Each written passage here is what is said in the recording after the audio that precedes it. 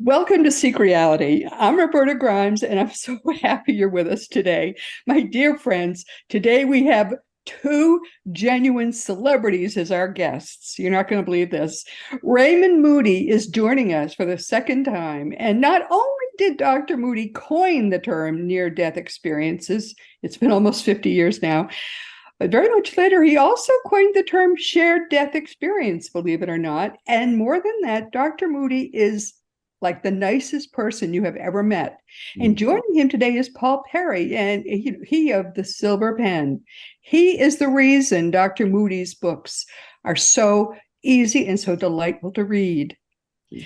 The best reported near-death experiences provide us with some of the surest evidence that our minds can easily exist apart from our bodies. And that's all we needed to know that we, in fact, do survive death.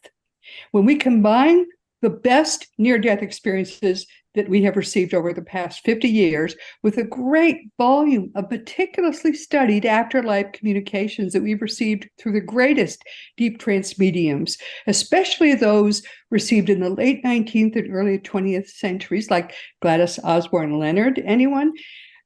Just those two bodies of evidence all by themselves prove not only that we do survive our deaths, but they give us the best details of what the afterlife is like. And that those two bodies of evidence alone should be known by everybody now. And we would all know that we live eternally in the most beautiful place you can imagine.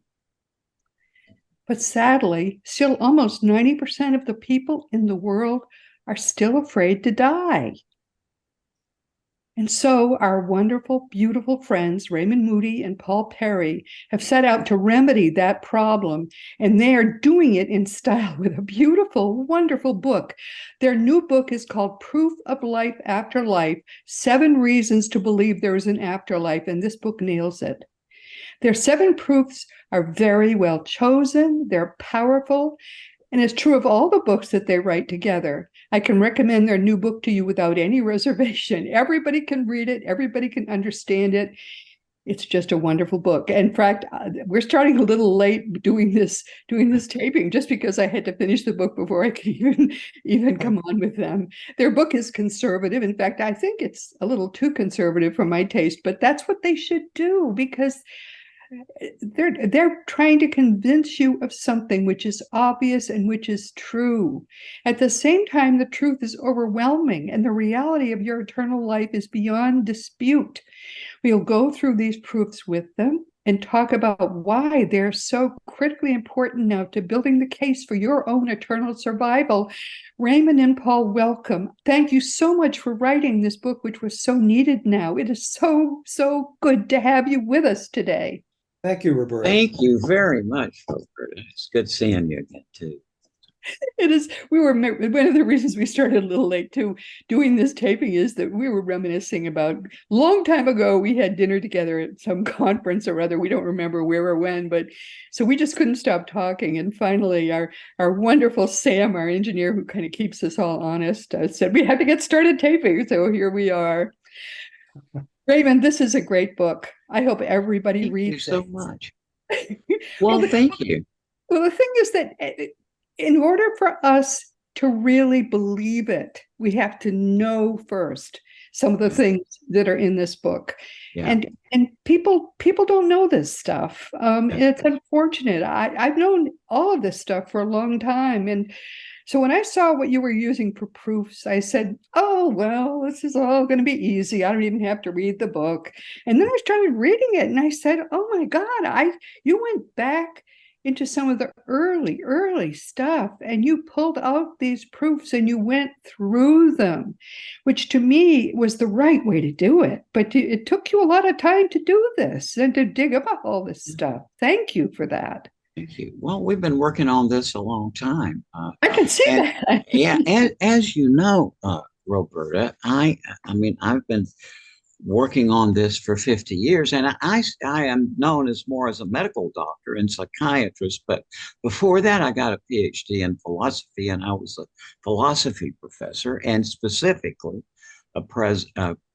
logic was one of my main specialties. And coming from that background, then my book, Life After Life, was published just as I graduated from medical school. But so beginning when I started investigating these things back at East Carolina University in 69 to 72, I was talking to people. And ever since then, since I've developed a reputation for these kinds of experiences, near-death experiences, and so on, recurrently people over the years ask me, Raymond, is there any proof that this is true? And for years, my mind immediately went to Bertrand Russell and the Principia Mathematica and Wittgenstein and logic, and I would try to answer the question in terms of what I, as a professor of logic and philosophy, thought about it, and that never went anywhere with people. So I used to wonder, what is it that people want? When they ask me, is there any kind of proof of this? And it's not considerations about symbolic logic or Plato, or what it is most of those people were either had lost a loved one to death or were facing terminal illness themselves, or just that midlife curiosity that arises. And so it took me a long time to figure out what it was they were asking for. And I think I finally figured it out.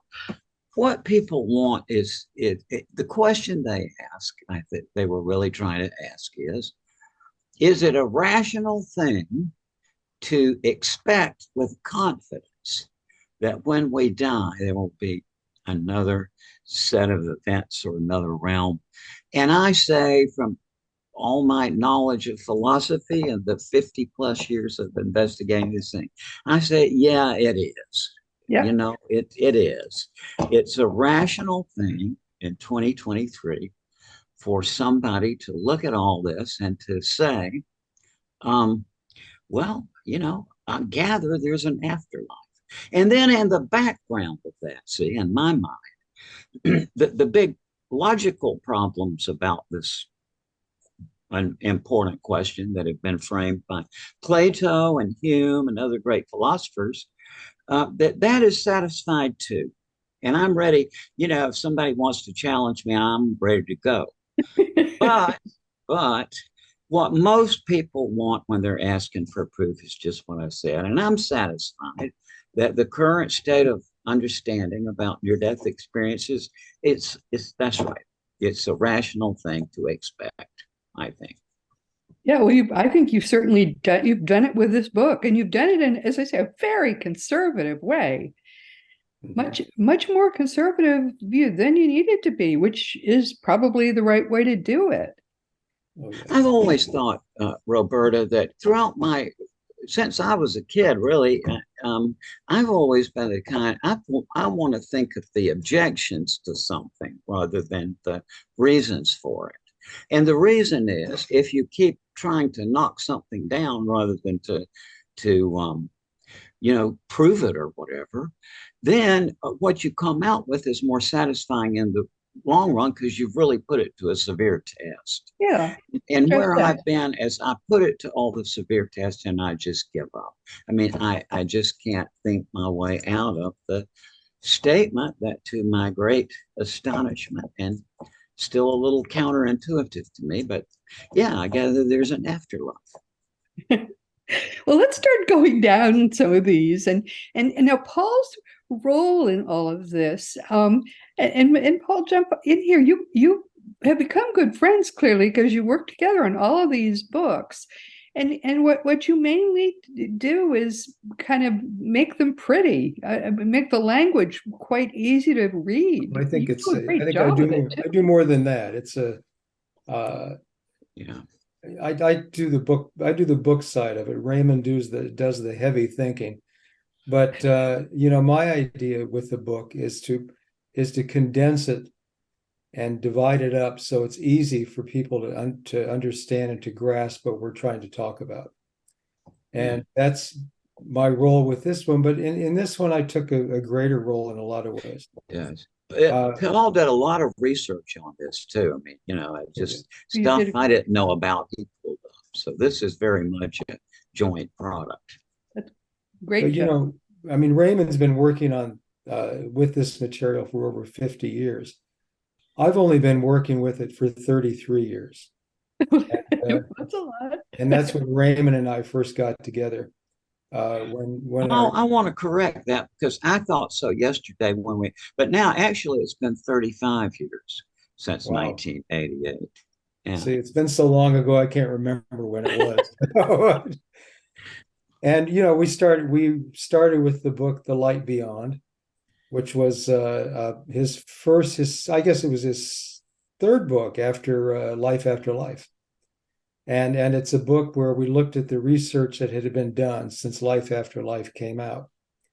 And I really expected that would be my only book in this subject. But I kept finding things that I was interested in. And I wanted to pursue it with another book and with another book and another book.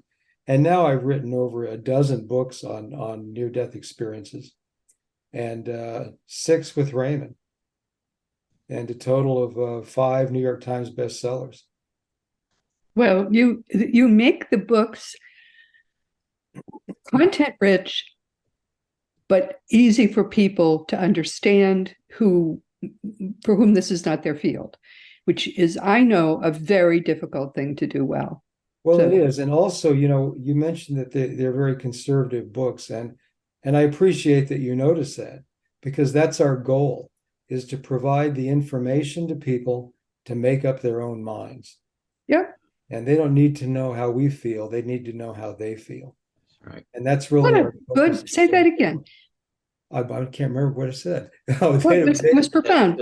They don't need to know how you feel. They don't need to know how we feel. They need to know how they feel. That's very important. You're not trying to ram it down their throats. You're trying to give them the information so they can make up their own minds. That's why these books are so great.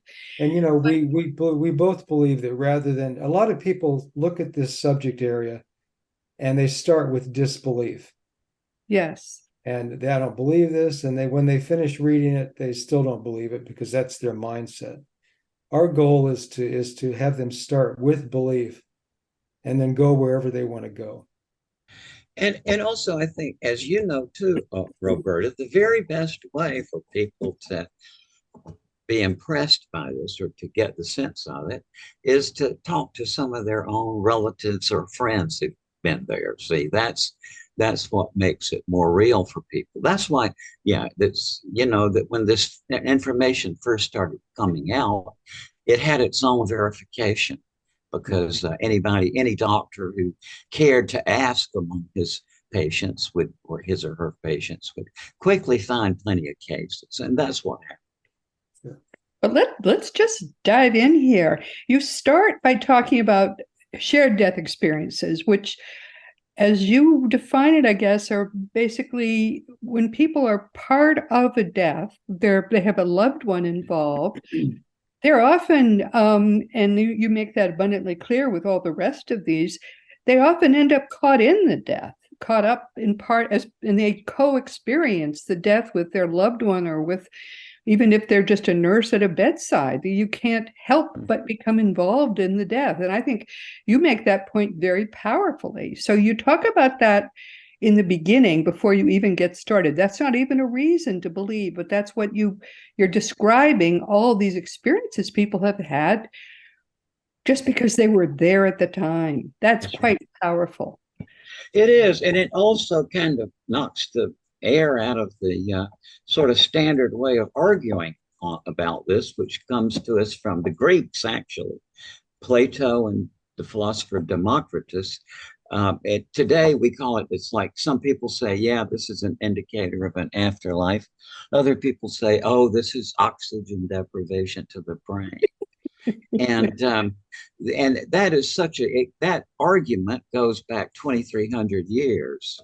And the trouble with it is that it is a very common thing for people at the bedside of the dying who are not themselves ill or injured, that as the person in the bed is dying, the bystanders themselves have all of these Wow. experiences that we know as a near-death experience. They may say that as grandma died, I myself got out of my body and I went part way toward this light with her. I saw the Or I relatives. saw her transformed in her face. I saw this or that, and the mist rose. All these things happened, even if they didn't believe in anything. They Well, could have yeah, been that's idiots. neat. I liked what you said earlier, Roberta, that they get caught up in the death. Caught up in it. That's just a And great phrase. it's a great phrase. We'll be using it from now on. But it's nice because they literally are caught up in it. They don't have any idea that this is going to happen. They don't even know what a shared death experience is, and many don't know what a near-death experience is. And then suddenly they are caught up in it. And they're transformed by it too. You talk about how they're not the same person when they walk out of that room. No, That's not right. at all. Yeah. But the first of these reasons to believe is out-of-body experiences, Mhm. which I would have certainly chosen. And I think it's a very good, because they can happen. Just some people just learn how to do them and they go off astral traveling all the time. I've known people, they contact me all the time and talk about it. It's a very common part of shared death experiences and near death experiences that people find themselves up above their body and so on. Mhm. But it doesn't have to occur just in the context of a death Not or at a near all. No. It's even playing great music. I've known musicians who say that at the height of the music, when they were performing on stage, they felt themselves lift out of their body and go into this light. Or you can go to Bob Monroe's place and you can learn how to do it on your own, and they teach people how to do it. Yeah. Right. It's like a thing. And it is something very significant for the nature of human beings. You know, Yes. as people often talk about, you can't really draw a logical inference from uh, a logical inference from all this to the fact that there's an afterlife. But there's one inference you can absolutely make, which I can't find any hole in this argument, and it has to do with these life reviews. People say that during their near-death experience, everything else kind of disappears, and they're surrounded by a videogram or a hologram panorama of everything they've ever done. Time stands still and they see everything they've ever done from the point of view of others. And what that means, Robert, and this is an ironclad inference, that at least for some of us, life is a two-phase process. We lead it forward as the protagonist or actor. Time stands still. There's a 180-degree whirl around, and we witness everything we've done, not only from our perspective, but the perspective of those with whom we've interacted. Yes. Yes. That's huge. I agree. That's huge. But out-of-body experiences too, the very fact that we can have them, we can be in a room, our body's in a room, often asleep, and we're out, having an experience as a pure mind. The fact that that separation can happen, and can happen even separately at will if you go through the Monroe process, that to me is huge. The fact that you chose that is huge, because they're right now. I just did a blog post about how they call it the hard problem of science, because how is it that the brain produces consciousness? Well, clearly it doesn't. Right. That's what I think. It's the doctrine that consciousness is generated by the brain. It's ridiculous. It's the doctrine of called epiphenomenalism, and it's not a scientific doctrine, because how are you going to verify it? It's a philosophical theory. Right. And it's, on the other hand, you can say, well, the consciousness is generated by the brain. That's what some say, but others say, no, the appearance of the body is generated by the mind.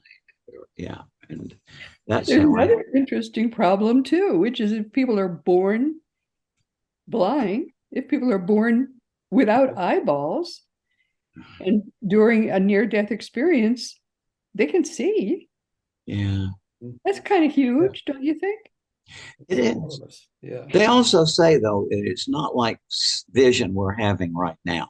It's No, greatly amplified. People say, I've heard people say you have telescopic vision. It's like you can think of something over in the corner of the room and zap, you're there. Or and it's 360 and degrees as well. the colors that you aren't here are there.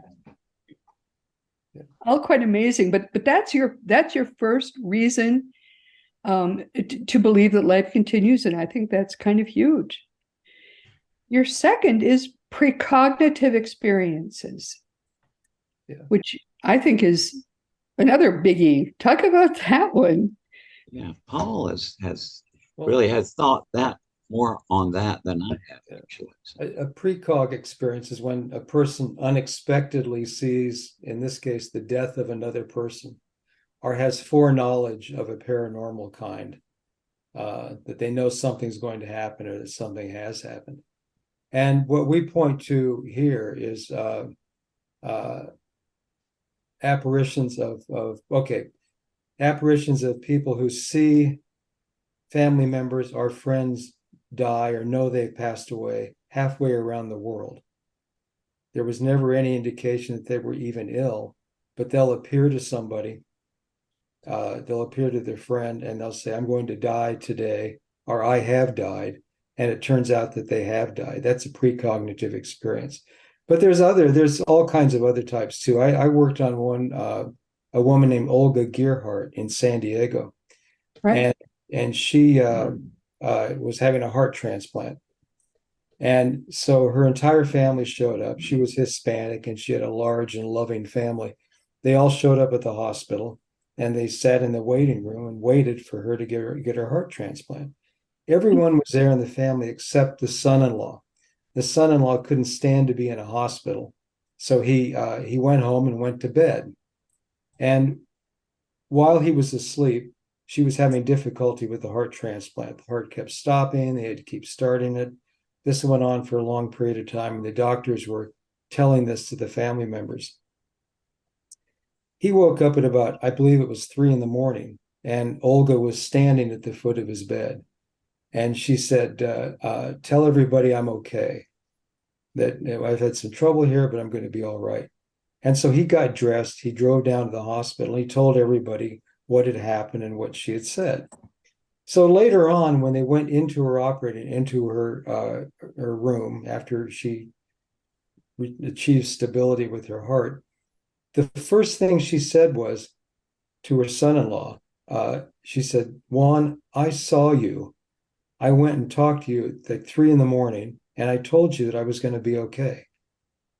So in a lot of ways, this is kind of a double shared experience, by the recipient as well as the person who's having the operation. And that's the nature of a precognitive experience. Which is pretty amazing. I thought that was an amazing story. Yeah, you had that. It is an amazing story. story. Wow. Yeah. Wow. That's another one.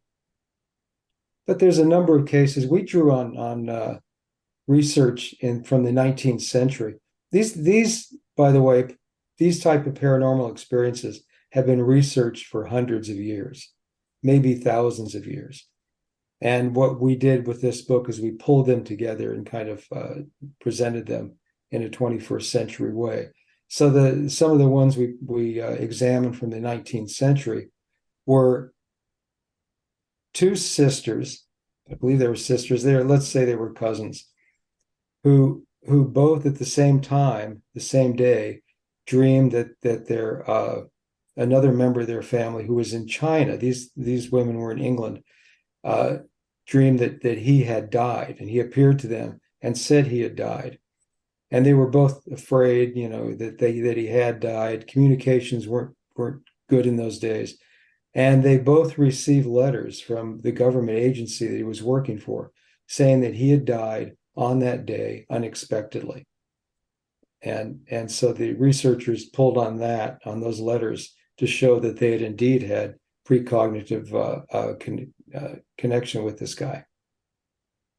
So yeah, it's amazing. I think that's one of the more common. Maybe Raymond could jump in on that, but I think precognitive experiences of that kind, sensing that someone else has died, perhaps a loved one, are fairly common. That is common, and I hear it all the time. And it happened to me in 1970 when I lost my first child.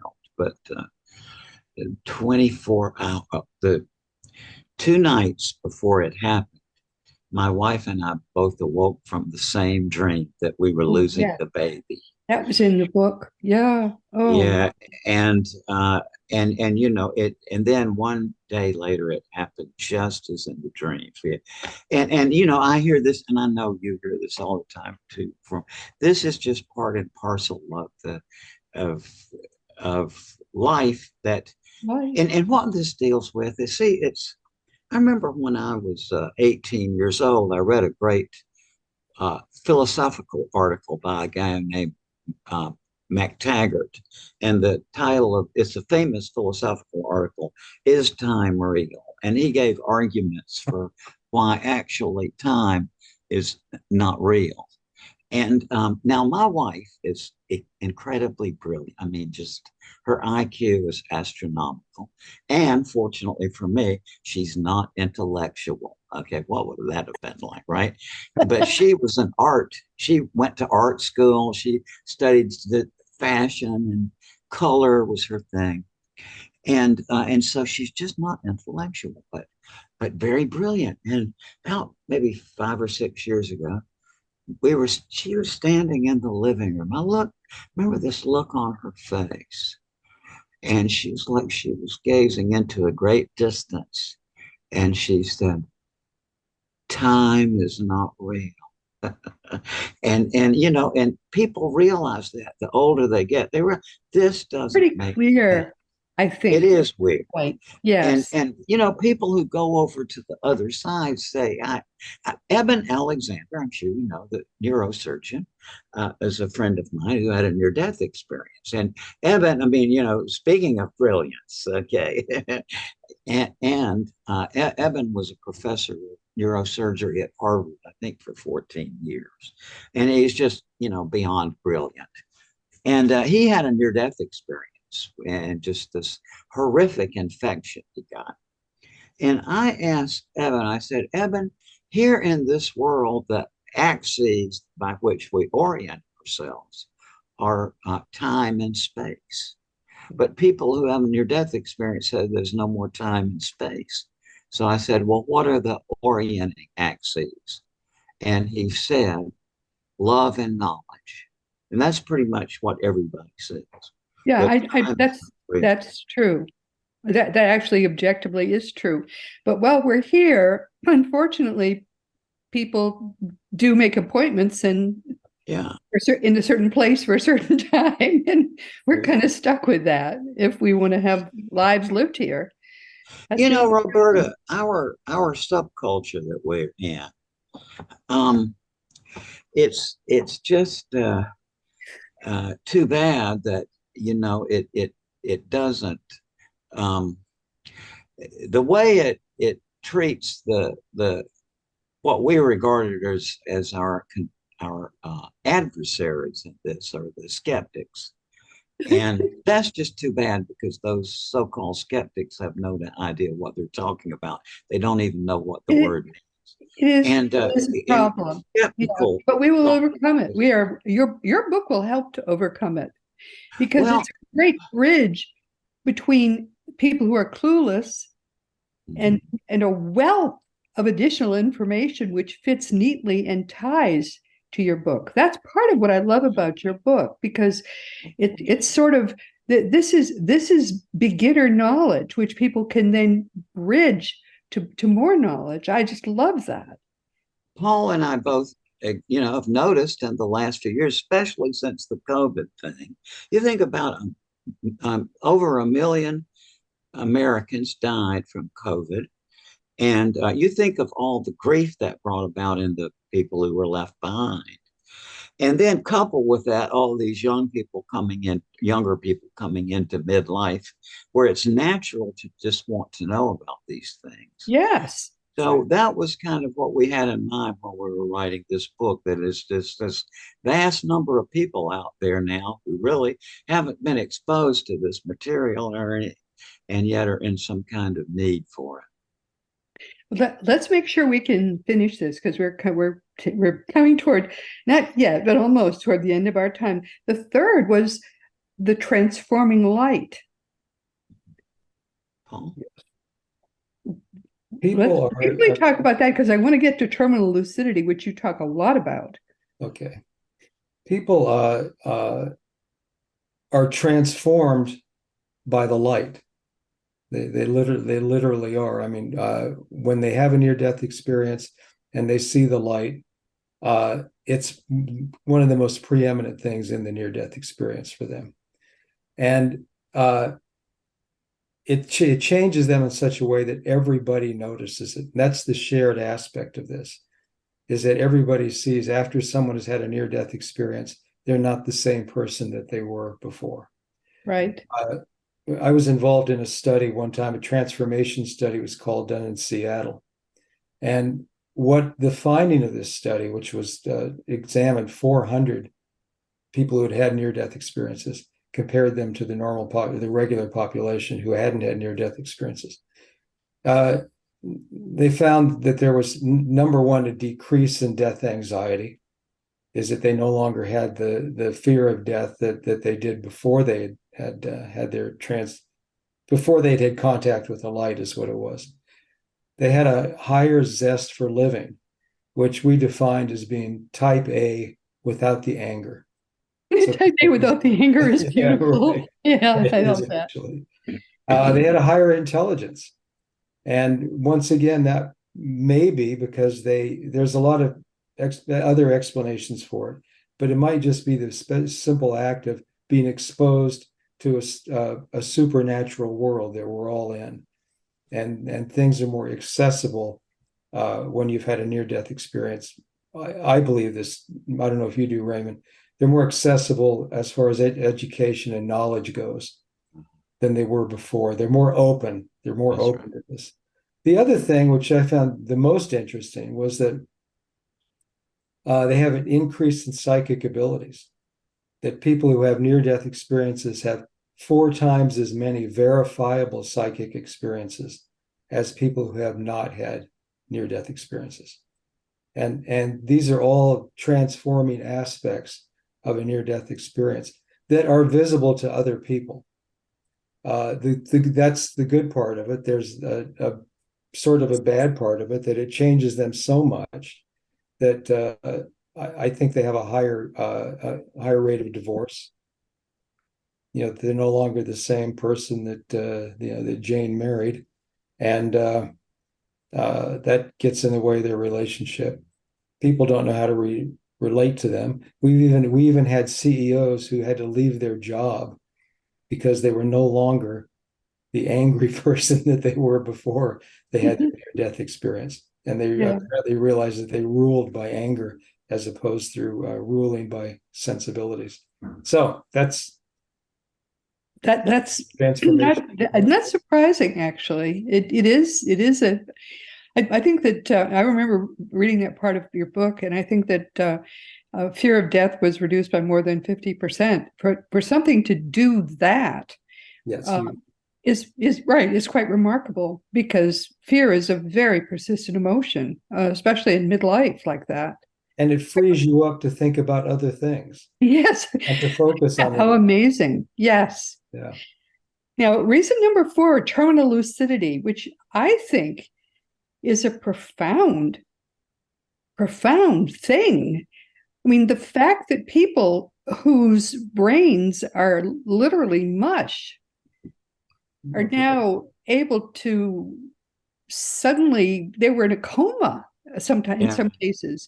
They can suddenly sit up in bed, talk normally, in some cases walk around the room. Right. And there's no scientific explanation for this. This is pretty amazing. And you have you talk a lot about terminal lucidity. I loved that chapter. Let's talk about that just for a few minutes. I think that's just wonderful. I mean, let me tell a story, and I then do. Raymond Yeah. has a really good twist on all this, I think, with Faye as opposed to TL. Yeah. See, this Yeah. is nothing new, Roberta. Well, I know what it's not medicine? new. I mean, I've done a lot Yeah, of research on it myself, but yeah, I think to yeah. people who don't know about it, That's what I was going to say. That, yeah, people who, who are listening to this, listening to me talk now, who have, there will be many of the folks listening to us who've been there and seen it themselves. And they will say, yeah, people who have not seen this themselves are very likely to think that we're disturbed and lost our mind because it's hard to believe. It's like what happens is that people, it's grandma has been in the hospital for 6 weeks, obtunded, no response. Everybody's just sitting around the bed waiting for her to die. And suddenly she sits up. And if you've seen this, it sounds so crazy, but yeah, they have a light. It's like a clear light, not from a light bulb or from the sun, but this light. And they completely coherent. They go around the room. They tell everybody in the room, give everybody a they message. remember the name And of then their they just, dog. They did all this stuff. Suddenly they're themselves again. yeah. And it's astonishing to watch. I knew this guy who was a oncologist, and he was telling me about a case of this where he had been treating this guy for a long time, and the guy died. And so they covered him up in the bed, and the family was standing around the bed, and all of a sudden the sheet started rustling, and the man sat up I and love it. talked a long time, and then he just keeled over and died. And the oncologist said to me, he said, Raymond, if those other people had been there, he said, I would have concluded I was having a hallucination. It's just that bizarre. I mean, to look at, but inspiring too. It's just astonishing when you see that. Yeah. I love it. And the typical path of terminal lucidity is that someone who might be in the last throes of dementia, for instance, is suddenly awakens and has a pure lucidity in a way. They remember, years ago. They remember other relatives. They talk to individuals, as we've just said, about different things in their current life, and then everyone thinks, Grandpa's all right. He's going to be normal now, and they want to take them out of the hospital, or they start to think that they're normal, and then they end up dying. And they tend to die within, I think it's within 2 days at least, but it's generally much shorter than that. It's generally a few hours. Yeah. I had when this before there was any publicity about near-death experiences.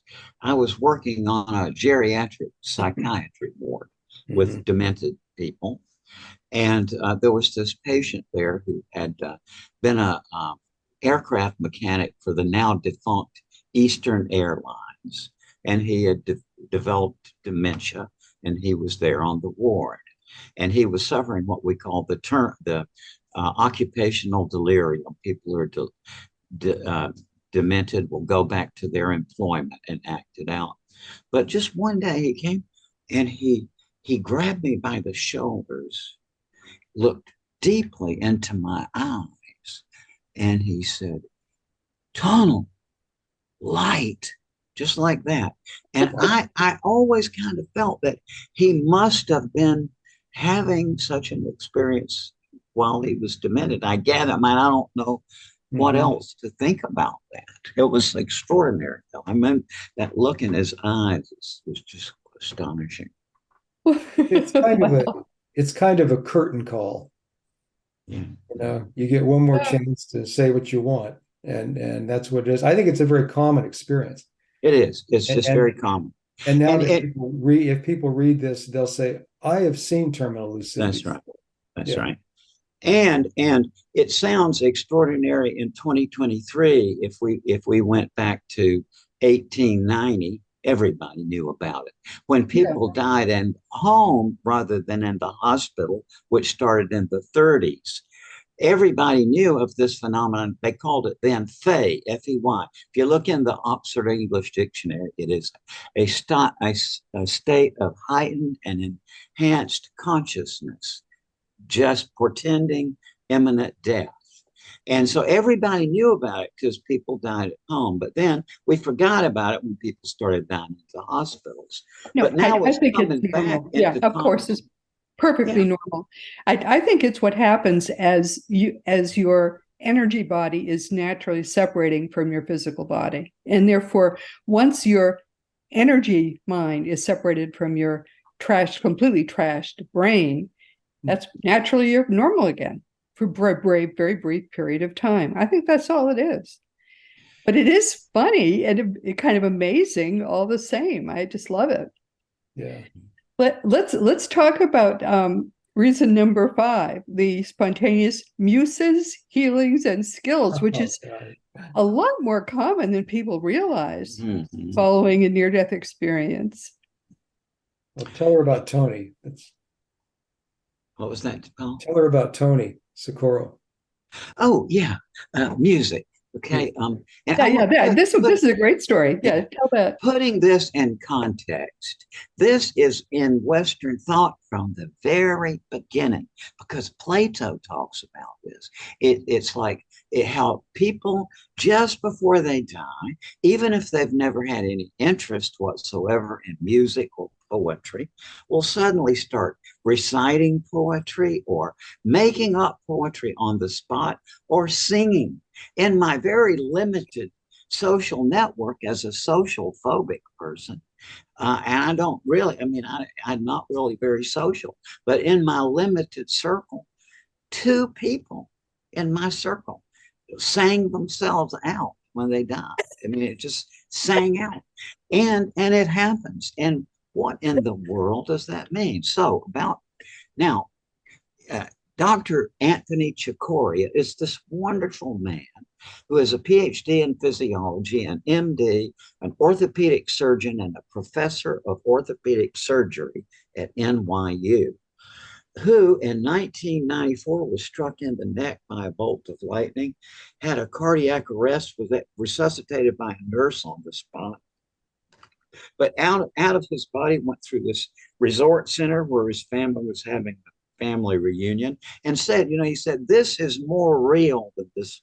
ordinary waking reality. All right, now, after he got back, Anthony, who had never had any interest in music, suddenly developed a fascination with the piano and started having a recurrent dream in which he was performing the same piece of music on the stage. And he learned how to transcribe music to transcribe the piece, and then learned how to play the piano. And now, in addition to being an orthopedic surgeon, is a concert pianist. See, and Roberta, in the consensual reality we live in, that doesn't fit. No, not at all. That is something from elsewhere. And there's just many of them. I knew this woman in Toronto years ago who was in her 70s, who came to one of my lectures with her little zipper thing that artists use to show me her paintings, which were award winning, but she had never had any interest in art until she had her near death experience. So this can bring about creativity experiences as well. It seems to open up people's creative part. Yes, it's quite amazing. It truly is. And then there's, I'll make this quick because I know you're in a rush, but there's also Dr. Rajiv Party, who's an anesthesiologist, a heart anesthesiologist, where he takes care of people who are having heart surgery. It's a very delicate form of anesthesia. Anyway, he had an infection that led to a near-death experience. And when he came out of his extraordinary near-death experience, by the way, when he came out of it, he was left with 2 angels. Gabriel was one, and Michael's the other. Gabriel and Raphael. And he's left with these two angels who now, when he does his meditation, they counsel him. They come to him and counsel him. And they told him to quit anesthesia, quit being an anesthesiologist, and start practicing consciousness-based healing. And he had never heard of consciousness-based healing, and they wouldn't give him much of a clue as to what it was. They said you have to search for it and find out what consciousness-based healing is. So he did. He left his profession as an anesthesiologist, and he started searching for the meaning of consciousness-based healing. What he decided is that what society needs the most is addiction counseling. And so he is now working on his own practice of addiction-based healing. And that's a remarkable story, Paul, when you think of the fact that an anesthesiologist, his object is to keep his patients unconscious. Right. Yeah. But I And think so, in his... Who said God does not have a sense of humor? It is funny, though. He all the also had a time. pain clinic. He also had a pain clinic with a number of other doctors, and they were seeing the other side of pain pills and opioids. Yeah. And, yeah. So he wanted no more of that. But we have just literally like 2 minutes left. So I wonder if we also have two more reasons to go through, which if we don't talk about them on the air, that's going to make people so curious. They're going to absolutely have to buy the book. So I think we ought to sort of save these, and then you'll have to come back for another visit. Right. And that maybe is another good reason to save them, because I would love to have you back. I think this has been so much fun. Anytime, Roberta. Yeah. I don't think I've ever laughed so much with any guests as I've laughed with the two of you. What do you want people to take away from our conversation, Raymond? And also, I also want Paula for you to tell me that as well. Yeah. Well, the reason I was enthused about working on this book is that I just see, because of my profession, people are coming to me all the time of loss of a loved one. And I lost my first child in 1970 and still not over it. And so, in your 79, you just get into this phase where I'm finished with Raymond Moody. And I thought about this book as a way of helping all those, I know millions of people out there who are going through grief or who are entering into that midlife phase where people naturally begin to wonder about the fate of the soul at death and so on. So it's my kind of attitude toward it is public service. I think this, and so in those terms, thanks so much to all the folks listening in to us today too. Wonderfully said. What about you, Paul? Well, I don't think it's realistic to tell people that they shouldn't have a fear of death. I think that's a very natural thing to fear. But instead, I think we should tell them to study the literature that indicates their survival of bodily death. That all around you in any setting, there's near-death experiences and shared death experiences, and they can talk to people about that and hear their stories live as well. It's hard to figure out a way to bring up the subject, but I've done it before. I did a Denny's experiment where I was in a Denny's restaurant, and it was late at night, and we were kind of arguing at the table about whether or not there was survival of bodily death or not. So I stood up in the restaurant. Nobody shot me, and I said this. I told them what we were talking about, and asked if anyone had had any experience with near-death experiences. 15 of the 20 people had. They had either had one themselves or they had seen one in their family. Many of them didn't know what the definition of it was or what the name was, but they had had these experiences. I think that's really a good way to gain knowledge. But, fear is just often a lack of knowledge. So ultimately, I just tell them to don't fear education, that education is really your friend. Education is your friend. Beautifully said. Well, it has been such a thrill. We will have you back again if you're willing to put up Yeah, with us Wonderful. again, because this has been so much fun. my pleasure. And meanwhile, everyone, so thank you very much for being here. And Thank you meanwhile, for having us, Roberta. It's wonderful you did. And thanks again to the folks listening in too. this has been Seek Reality with Roberta Grimes. I'm very glad you could be with us today. Please never forget that you are a powerful, eternal being. You never began and you never will end. And when you get that, it changes everything for the better. Next week, we're going to be talking with Coot Blackson. And those of you who have heard him before know that you're going to want to hear him again. So please be with us next week. And that's all the time we have for today. So please be with us next week again.